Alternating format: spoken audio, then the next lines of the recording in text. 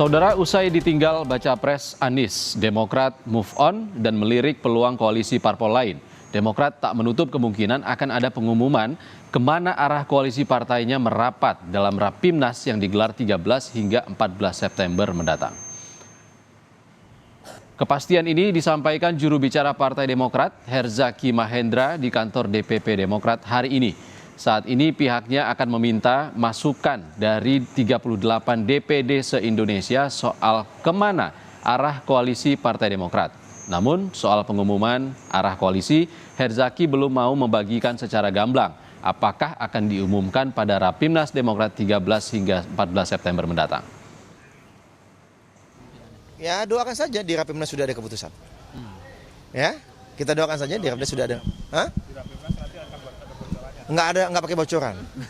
Kalau kita terbuka, ya kita sudah kemana, kita kemana. Kalau nanti perlu, bahkan bisa jadi kita sudah datang, kan bisa jadi kan kita, atau sudah ketemu dengan salah satu calon dulu, misalnya gitu kan, itu bisa jadi. Banyak cara lah. Yang pasti semua cara yang beretika. Cara yang mengedepankan prinsip-prinsip kebersamaan, bukan lain di muka, lain di belakang.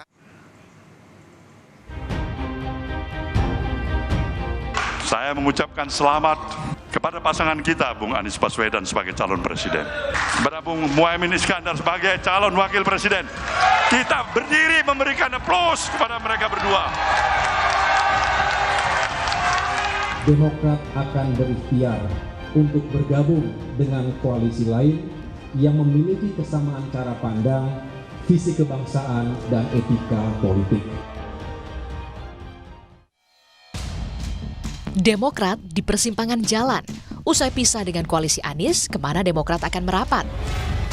Koalisi Ganjar, koalisi Prabowo, atau membuat poros sendiri?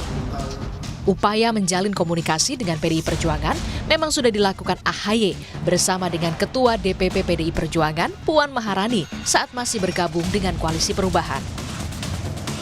Baca pres Ganjar Pranowo pun mengungkap kubunya sudah menjalin komunikasi dengan Demokrat.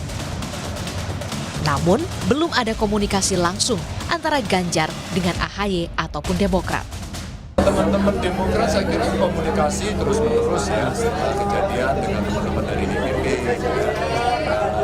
Saya mendapat informasi itu, tapi kalau saya pribadi. Koalisi pengusung Prabowo juga terbuka lebar. Wakil Ketua Umum Partai Gerindra Habibur Rahman menyebut AHY dan Prabowo punya kesamaan latar belakang militer.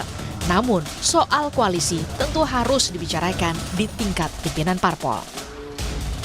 Beliau berdua ini kan orang militer yang terjun ke politik dan berhasil membentuk partai politik yang menjadi ikut di parlemen dan menjadi partai besar.